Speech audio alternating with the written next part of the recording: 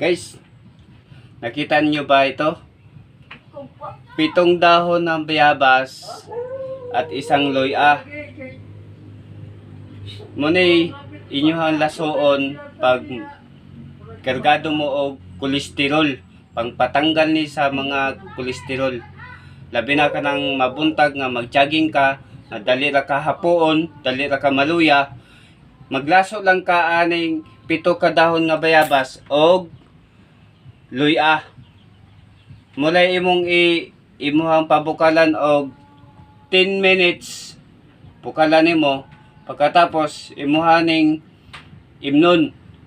Mura lang ni siya tsaa. Muna inyong buhaton kada buntag para maluwang-luwang inyong pakiramdam sa inyong pag-inhale o exhale. So kini guys, subok na ni nako kay mo na akong gibuhat matag buntag sayo. Gihimo lang ni nako og parang kape.